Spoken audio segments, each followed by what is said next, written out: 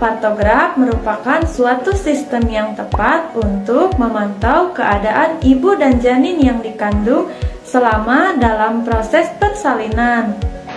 Partograf sendiri merupakan suatu catatan grafik mengenai kemajuan persalinan yang dapat menjadi sistem peringatan awal untuk membantu pengambilan keputusan lebih awal apabila ditemui persalinan abnormal, sehingga menjadi petunjuk untuk melakukan tindakan bedah kebidanan dan memutuskan kapan seorang ibu harus dirujuk, dipercepat, atau diakhiri persalinannya. Nah, setelah tadi kita mengetahui tentang apa itu partograf, sekarang kita akan mengenal mengenai tujuan dari partograf sendiri. Tujuan dari partograf ada 3. Yang pertama, mencatat kemajuan persalinan, di mana hasil observasi akan mencatat pembukaan serviks yang dilakukan melalui pemeriksaan dalam. Yang kedua yaitu menilai persalinan apakah berjalan dengan normal. Hal ini dilakukan dengan cara mendeteksi secara dini, sehingga dapat ditentukan tindakan yang diambil adalah tepat dengan waktu yang tepat pula. Dan yang terakhir, yang ketiga yaitu data pelengkap dari pemantauan. Pemantauan ini terkait dengan kondisi ibu, kondisi janin, kemajuan persalinan, kemudian pemeriksaan laboratorium yang dapat membuat keputusan klinik di mana semua tindakan dicatat dalam rekam medik ibu bersalin dan bayi baru lahir. Perbedaan fotograf Friedman dan WHO. Pada fotograf WHO hanya terdapat fase laten dan aktif. Fase aktif tidak dibedakan dalam fase akselerasi, pembukaan maksimum, dan deselerasi. Tidak dibedakan antara fribigravida dan multigrafida. Fase laten tidak melebihi 8 jam dan fase aktif setiap 1 sentinya tidak melebihi 1 jam. Pemeriksaan dilakukan setiap 4 jam sekali dengan garis waspada dan garis tindakan yang merupakan saat untuk merujuk dan saat melakukan tindakan. Lebih praktis untuk penggunaan di puskesmas atau di daerah perifer yang tidak memungkinkan melakukan tindakan operatif, namun memiliki kerugian yaitu terlalu dini untuk merujuk dan memungkinkan terjadinya rujukan yang tidak perlu. Sebelum menggunakan patograf, harus diperhatikan dulu apakah persalinannya ditolong oleh bidan atau justru harus dirujuk ke rumah sakit. Keadaan yang tidak boleh menggunakan patograf yaitu ibu yang sangat pendek kurang dari 145 cm, pendarahan antepartum, preeklamsia dan eklamsia, anemia, serta kehamilan kembar. Yang boleh menggunakan patograf yaitu persalinan spontan, kehamilan tunggal, kehamilan lebih dari 37 minggu, letak kepala, dan tidak ada penyulit lainnya. Selanjutnya ada komponen partograf, terdiri dari 3 komponen. Yang pertama catatan janin, yang kedua catatan kemajuan persalinan, yang ketiga catatan ibu. Selanjutnya ada data dalam partograf. Yang pertama, ada informasi tentang ibu dan riwayat kehamilan atau persalinan. Kedua, kondisi janin. Ketiga, kemajuan persalinan. Keempat, jam dan waktu. Kelima, kontraksi uterus. Keenam, obat-obatan dan cairan yang diberikan. Ketujuh, kondisi ibu. Dan yang terakhir, asuhan tata laksana dan keputusan klinik. Contoh soal kasus. Nyonya S, 27 tahun, G2P110, datang ke PMB pada pukul 3 sore, tanggal 5 Mei 2023, dengan alasan telah mengalami kontraksi sejak 3 jam yang lalu dan ketuban belum pecah. Pemeriksaan menunjukkan adanya 3 kontraksi dalam 10 menit dan lamanya 40 detik. Penurunan kepala 3/5, DJJ 140 kali per menit, tekanan darah 120/80, temperatur tubuh 37 derajat Celcius, nadi 88 kali per menit, pembukaan serviks 6 cm, tidak ada molase tulang kepala, tidak ada edema, dan konsentrasi Hb pada kunjungan antenatal terakhir adalah 11 gram. Hasil pemeriksaan laboratorium sederhana tak menunjukkan adanya protein dalam urin atau proteinuria.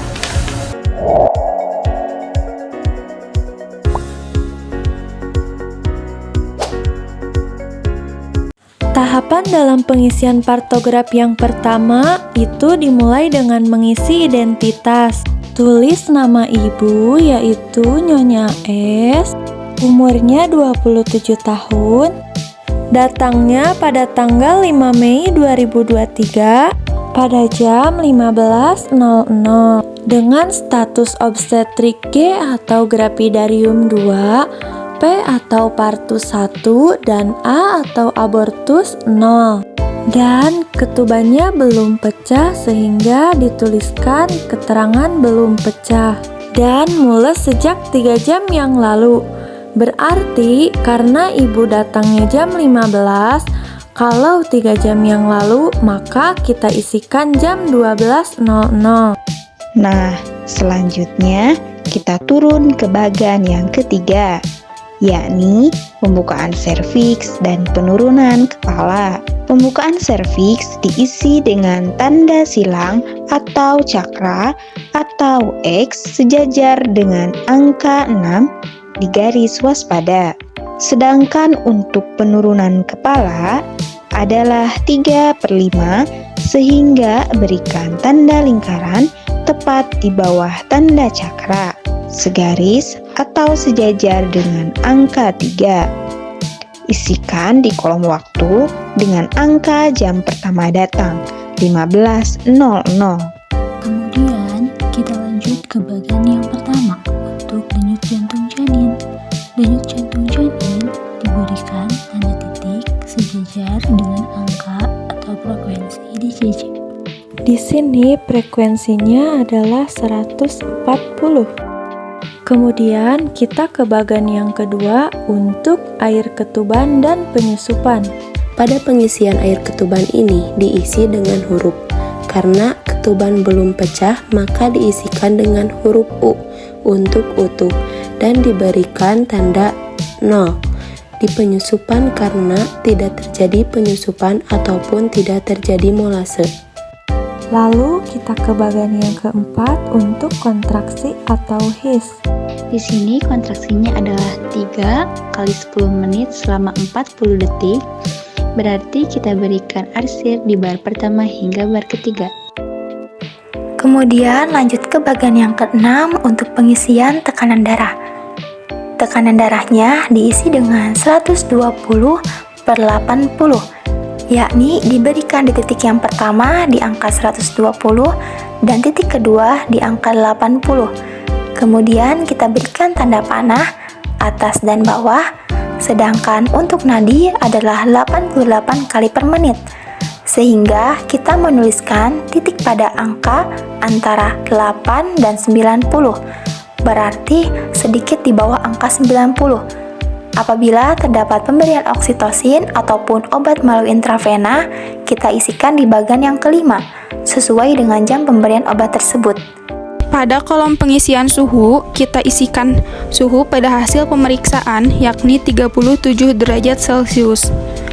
Untuk kolom urin, apakah ada protein, apakah ada aseton, apakah ada volumenya. Kita tuliskan apabila dari pemeriksaan laboratorium tidak ditemukan urin, maka diisikan dengan strip. Untuk pengisian partograf yang selanjutnya, kita lakukan sesuai dengan waktu pemeriksaan. Dan untuk caranya masih tetap sama seperti cara yang sudah dilakukan tadi. Setiap kolom itu berisikan 1 jam, dan di antara kolom 1 jam tersebut adalah selang waktu 30 menit. Kemudian di lanjutan soal kasus terdapat keterangan bahwa pada pukul 15.30 DJJ itu masih tetap sama 140 kali per menit. Dan untuk kontraksinya 3 kali 10 menit selama 40 detik. Berarti untuk pengarsirannya masih tetap sama, diarsir sampai kotak baris ketiga. Kemudian untuk nadi 88 kali per menit dan diisikan dengan tanda titik sejajar dengan angka 88 pada kolom nadi. Pada pukul 16.00 frekuensi DJJ adalah sebesar 135 kali per menit. Kita berikan tanda titik. Lalu untuk kontraksinya masih 3 kali 10 menit selama 40 detik. Untuk pengarsirannya masih sama sampai bar ketiga. Dan nadinya adalah 88 kali per menit. Pada pukul 16.30 DJJ naik kembali ke angka 144 kali per menit. Dan untuk kontraksi menjadi 4 kali 10 menit selama 40 detik. Kita arsir hingga kotak bar keempat. Kemudian nadi masih sama 88 kali per menit. Pada jam 16.30 ini terdapat keterangan bahwa ibu makan. Berarti kita tuliskan keterangan ibu makan di bawah kolom terakhir. Kemudian beri tanda checklist. Nah, jadi untuk keterangan makan dan minum itu kita bisa menuliskannya sendiri di bawah kolom kotak paling terakhir. Tuliskan keterangan makan dan minum, kemudian berikan tanda checklist sesuai dengan jam pada saat pasien makan atau minum. Selanjutnya, pada pukul 17.00 DJJ kembali meningkat dengan frekuensi 150 kali per menit. Kemudian kontraksi 4 kali 10 menit. Namun lamanya 45 detik. Berarti pada kolom kotak kontraksi kita arsir dengan memberikan blok penuh sampai bar keempat. Untuk nadinya masih di rentang yang sama, yaitu 88 kali per menit. Pada jam ini kemudian ibu minum dan berkemih kurang lebih sekitar 400 cc. Pada pukul 17.30, frekuensi DJJ sebesar 156 kali per menit. Dan kontraksi ibu 4 kali 10 menit selama 45 detik. Masih tetap di blok sampai ke bar keempat. Dan nadi ibu adalah 88 kali per menit. Keterangan selanjutnya adalah sekitar pukul 18.00, ibu memberitahukan bahwa ia ada dorongan yang kuat untuk meneran, disertai dengan keluarnya cairan jernih per vaginam. Hasil pemeriksaan terdapat 5 kontraksi dalam 10 menit. Lamanya 45 detik. DJJ 144 kali per menit. Penurunan kepala 1/5.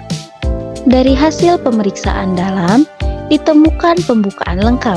Selaput ketuban telah pecah sehingga teraba rambut bayi dan tidak dijumpai molase. Ibu dibimbing untuk meneran secara benar dan efektif. Setelah 30 menit kemudian, lahirlah seorang bayi perempuan secara spontan dengan berat badan 2.800 gram dan panjang badan 48 cm.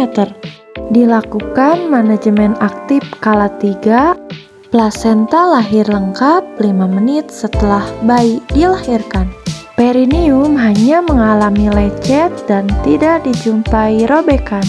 Jumlah perdarahan kurang lebih 300 cc. Pada kolom waktu 18.00, kita berikan tanda cakra atau tanda silang di angka 10, yakni pembukaan lengkap. Sejajar dengan angka 10 di atas garis waspada. Kemudian untuk penurunan kepala 1/5. Berikan tanda lingkaran sejajar dengan angka 1. DJJ diisikan pada frekuensi 144 kali per menit. Kemudian kita turun ke bagan keempat. Untuk his adalah 5 kali dalam 10 menit selama 45 detik. Berarti kita berikan blok penuh sampai bar kelima. Tidak lupa untuk mengisikan huruf J untuk jernih di kolom air ketuban karena terjadi pecah ketuban secara spontan. Karena ketuban pecah spontan, maka perlu dituliskan di samping keterangan air ketuban. Dituliskan dengan jam 18.00 ketuban pecah spontan dan diparaf. Dan berikan tanda 0 di penyusupan karena tidak terjadi penyusupan ataupun tidak terjadi molase. Kemudian tidak lupa untuk memberikan sambungan atau garis di antara tanda cakra pada pembukaan serviks, pada penurunan kepala, pada DJJ, dan juga pada nadi kita berikan garis lurus atau garis yang mengikuti frekuensi DJJ maupun nadi.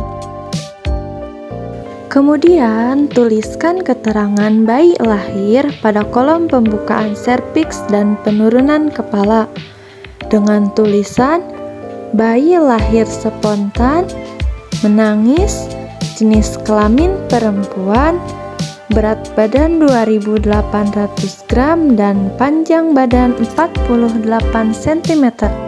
Nah, itulah tata cara bagaimana dalam melakukan pengisian observasi persalinan menggunakan partograf. Semoga bermanfaat dan dapat tersampaikan dengan baik serta mudah dipahami.